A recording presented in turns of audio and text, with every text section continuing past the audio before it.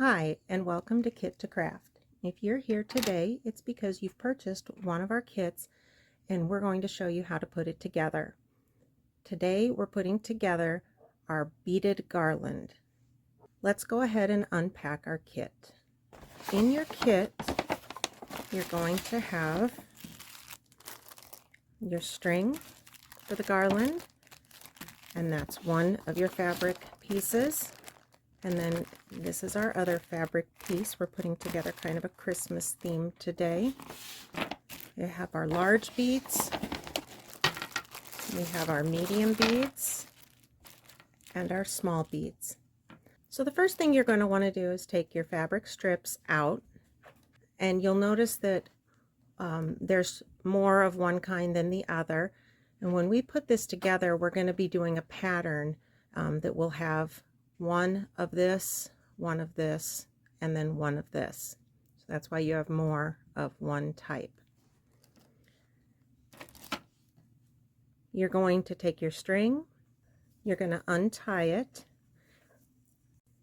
After you untie it, you'll notice it's folded up and one of the ends has been taped. And this is to make it easier to go through the hole in each of the beads. Just in case your tape comes off, we just used Scotch tape and kind of wrapped it down and around as tightly as possible and then trimmed off the end of it afterwards. Take about 6 inches or so from the end that's not taped, fold it over, and this is kind of your own judgment, and then I just tie it like this. You can always tie it off more or less to your liking, but this is what forms the loop that you hang on to something. I like to give it a big loop because that gives me some room to move. It gives me some extra to deal with. I made one. This is our fall or Halloween one that we made. You can see I did not leave myself very much room, so I tried to put it around the knob of a drawer, and I could hardly get it around the knob there. So give yourself a little extra room to work with. And I make a little bag out of this just by opening it up, and then I fold it over, and I fold it over again, and that gives me, well, that one didn't want to stand up. I'm going to fold it over one more time. There we go. And it just gives me a little open bag to work with, so I'm not having to fight with it all the time. So we're going to get started. We have created our knot down here. You're going to take your fabric, lay it out, lay your string across, but you don't want to put both across, both ends of the string across there. You're going to tie it in a knot and then tie it again.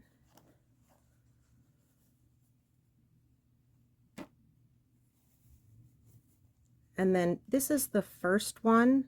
So what I did then was take this end with your long string and I just tied another knot here.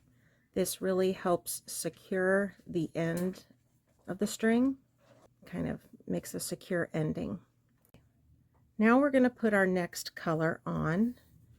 It does not have to immediately be tied right up against the next one because you can slide it along after you tie it in a knot. Take the one over and under, and then I do the same with this one, over and under. And that just makes a nicer knot, lays flat a little bit better. And then I slide it along there till it's up against the next knot.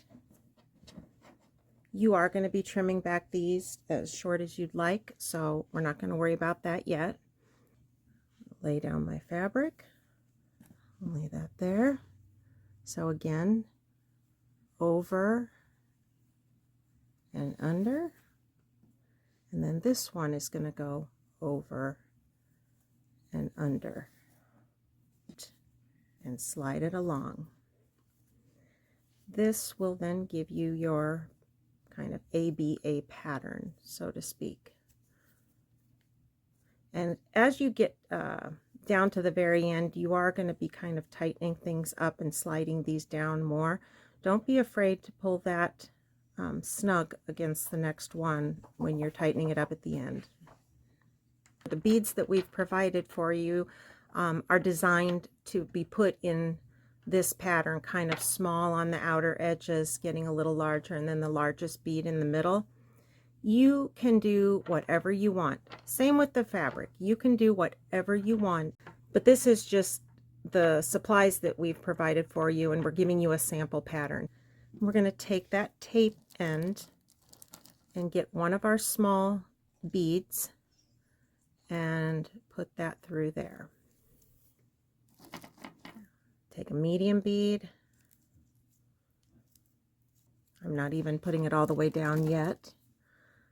And then a large bead. Then we'll do a medium.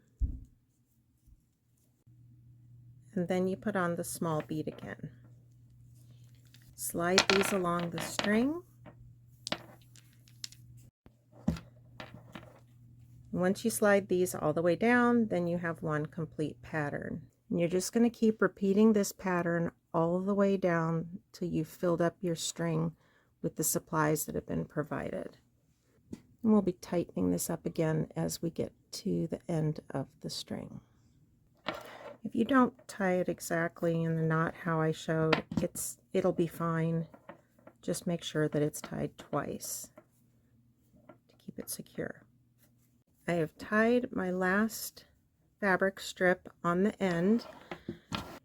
One thing you're going to want to do is go along here and just pull your fabric strips and beads down towards the end where you started.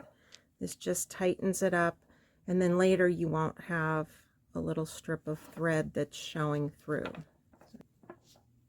You can see that that extra space is really showing up now, and that's the last thing you want, is to have that showing through after you hang up your garland.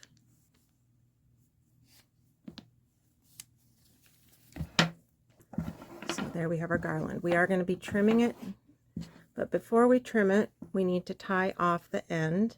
So I hold down these two. Okay, I've wrapped it around my finger, and then using this taped end, just kind of slip it under there.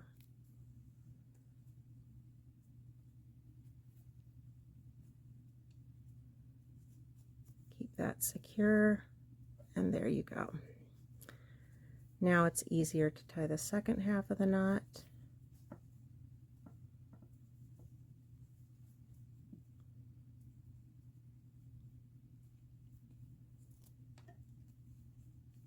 And now it's secure.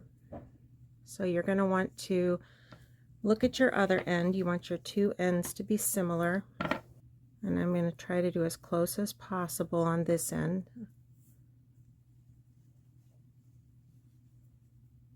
Tie that, and then that. I'm going to cut off my excess, and now you're ready to trim. If you like the long pieces of fabric, you don't have to trim them shorter. I like them a little shorter. I usually, like the strips that we've provided, I've been cutting about 1 inch off of each end. Does not have to be exact. And the shorter you cut it, the fuller it will appear. So I'm going to trim up the rest of them and then show you. I am down to trimming the last section, and I started trimming more than one at a time, just to save time. I actually just kind of layered them, estimated about 1 inch, and cut them off. It does not have to be a perfect edge. If it's a little jagged, it actually adds to the rustic look of it. So now we have our beaded garland that is complete. There are 2 ends, so you can hang that up.